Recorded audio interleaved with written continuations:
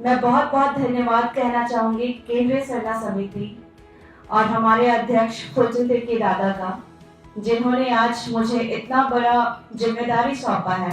नमस्कार, जोहार। आप देख रहे हैं न्यूज में हूं निशा मिश्रा आपके साथ।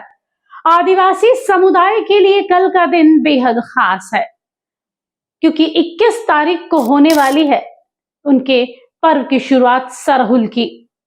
लेकिन उससे ठीक पहले आदिवासी समाज का जो एक संगठन है केंद्रीय सरना समिति, उन्होंने अहम फैसला लिया है। एक नई महिला अध्यक्ष को चुना गया है। नाम है एंजल लकड़ा।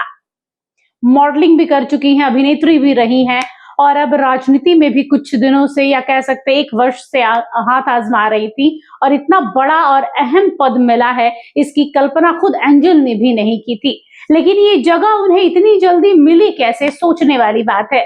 दरअसल निशा भगत याद है आपको, आदिवासी नेत्री, उन्होंने इस्तीफा दिया है और उन्होंने केंद्रीय सरना समिति से सारे रिश्ते खत्म कर लिए हैं, जिसके बाद ये कयास लगाया जा रहा था कि आदिवासी नेत्री की जगह आखिर लेगा कौन, क्योंकि निशा भगत जिस कदर बेबाक होकर, मुखर होकर, बिंदास होकर, बोल्ड होकर अपने जवाब देती हैं और आदिवासी समाज के हितों की बात करती हैं, आवाज उठाती हैं, चाहे वो झारखंड में आदिवासी जमीन पर कब्जा रहा हो, धर्मांतरण का मुद्दा रहा हो, डिलिस्टिंग का मुद्दा रहा हो, अभी हाल फिलहाल में डीजे पर भी उन्होंने हंगामा बरपाया कि भाई एक पर्व, जब हिंदुओं का पर्व आता है तो डीजे पर आप लोग आवाज उठाने लगते हैं, डीजे बंद करो, डीजे बंद करो। और लगातार यहाँ पर रोज सुबह 3:30-4 बजे से आजान होता है माइक पर, उस पर कोई कुछ नहीं बोलता है।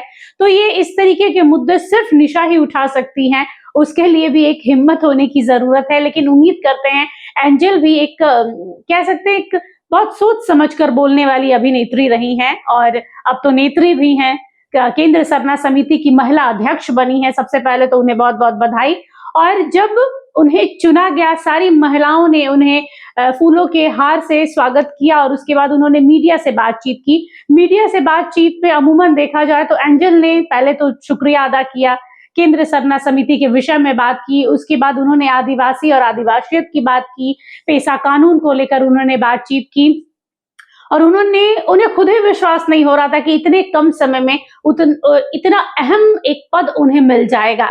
उनके चेहरे का भी जो हाव भाव था एक आश्चर्यजनक था कि कैसे, कहीं ये सपना तो नहीं है। एक इतने बड़े संगठन का महिला अध्यक्ष होना कोई आम बात नहीं है, वो भी वो जगह मिलना जिसके लिए कभी निशा भगत हुआ करती थी। निशा भगत ने इस्तीफा दिया, छोड़ा, आपसी मनमुटाव थे, मतभेद थे, मनभेद थे, क्या था ये तो वही जाने। लेकिन अब धीरे धीरे ही सही खुलकर सामने आ रही हैं। फूलचंद तिर्की थे, उनके नेतृत्व में यहाँ पर एंजल लकड़ा को महिला अध्यक्ष बनाया गया है। एक बार सुनते हैं एंजल ने क्या कहा है। मैं बहुत बहुत धन्यवाद कहना चाहूंगी केंद्रीय सरना समिति और हमारे अध्यक्ष फुलचंद तिर्की दादा का, जिन्होंने आज मुझे इतना बड़ा जिम्मेदारी सौंपा है। और मैं उम्मीद करती हूँ कि इनके दी हुई जिम्मेदारी पे मैं खरी उतरूं। पूरी केंद्रीय सरना समिति का विश्वास है मेरे ऊपर और इस विश्वास को बनाए रखना, अपने समाज को जोड़ करके रखना, ये मेरी जिम्मेदारी है। और चूंकि अब मैं ये जिम्मेदारी संभालने जा रही हूँ, केंद्रीय महिला अध्यक्ष की जो जिम्मेदारी संभालने जा रही हूँ, इसमें मैंने बहुत ख्वाब देखे हैं चीजों को लेकर के कि मुझे किस वे में काम करना है, अपने समाज के लिए, अपने लोगों के लिए, अपने आदिवासी समाज के लिए। आज थोड़ी भावुक हो गई हूं और मैं बताना चाहती हूं कि आज से 1 साल पहले मैंने केंद्रीय सरना समिति में ज्वाइन किया था। 1.5 साल पहले, 1 साल पहले मुझे प्रवक्ता का पद मिला और मैं लगातार समाज में अपने लोगों के सही गलत, सही चीजों में खड़ी रही। और मुझे ये कहते हुए आज अच्छा लग रहा है कि मैं आज एक नई जिम्मेदारी को संभालने के लिए यहाँ पे बैठी हूं। और मैं कहना चाहूंगी कि आने वाले समय में, अभी कुछ दिनों में आपने देखा होगा कुछ समय पहले आपने देखा होगा कि कितनी लड़ाइयां हुई, जाति विवाद, ये वो, लेकिन मेरी ये थॉट बिल्कुल भी नहीं रही है। मेरी हमेशा से सोच रही है आदिवासी समाज को आगे बढ़ाने का। जब मैं सामाजिक कार्यकर्ता के तौर पर केंद्रीय सरना समिति जब ज्वाइन कर रही थी, तो दादा ने पूछा था कि आपने कैसे सोचा कि आप सामाजिक कार्य के लिए आपको आगे आना चाहिए। मैंने बोला कि दादा, कोरोना के टाइम पे खुद का तो पता नहीं था कि कितने दिन लॉकडाउन चलेगा, क्या चलेगा, लेकिन फिर भी मैंने सोचा कि मुझसे जितना हो पाता है मैं उतना समाज सेवा करूंगी, और बकायदा मैंने किया तब के टाइम पे, और लोगों के साथ बैठी, मिली, लोगों के दुख तकलीफ को सुना तो मुझे बहुत अच्छा लगा। उनके लिए खड़ा होकर के, उनके लिए काम करके, उनको राशन की जरूरत थी, राशन पहुंचाया, तो वहां से एक सेवा भावना सामने आई। तो इसी पर्पस के साथ, इसी प्रोस्पेक्टिव के साथ।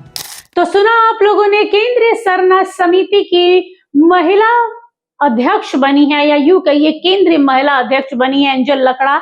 मीडिया से बातचीत कर रही थी, शुक्रिया अदा किया। उसके बाद उन्होंने बताया कि उन्होंने काफी सपने देख रखे हैं आदिवासियों के जीवन को लेकर, कैसे बदलना है, कैसे आगे की राह तय करनी है, क्या रणनीति होगी, इन सब पर सबके साथ मिलकर वो आगे बढ़ेंगी। इसके अलावा उन्होंने साफ भी कर दिया कि भाई जो उम्मीदें आप निशा भगत से करते थे वो उम्मीदें हमसे मत कीजिएगा, क्योंकि हम उतना मुखर होके नहीं बोल सकते, क्योंकि एंजल लकड़ा सॉफ्ट स्पोकन है, बहुत प्रेम से, सरलता से, शालीनता से बोलती है, और निशा उतनी बोल्ड है, जब बोलती हैं तो चार आदमी सुनता है कि हाँ कोई कुछ बोल रहा है, कोई गरज रहा है, और एंजल उतनी ही सौम्य तरीके से, शालीन तरीके से बोलती हैं। तो उन्होंने ये भी कह दिया कि भाई मैं वैसे बोलने वाली या किसी अलग अलग पक्ष, अलग अलग समुदाय को लेकर कोई टीका टिप्पणी नहीं करने वाली हूं। मेरा जो काम है आदिवासी और आदिवासियत को लेकर चलना, मैं उसी पर फोकस करूंगी। अब देखना है कि केंद्रीय सरना समिति की केंद्रीय महिला अध्यक्ष बनने के बाद कैसा सफर रहता है एंजल लकड़ा का, कितने दिन इस हॉट सीट पर वो बैठ पाती हैं और आदिवासियों के लिए कितना कुछ कर पाती हैं। फिलहाल के लिए इस खबर पर बस इतना ही। देखते रहिए एचएनएन न्यूज। नमस्कार, जोहार। अगर आपको हमारा ये वीडियो अच्छा लगा तो इसे लाइक करें, शेयर करें और हाँ, सब्सक्राइब करना ना भूलें।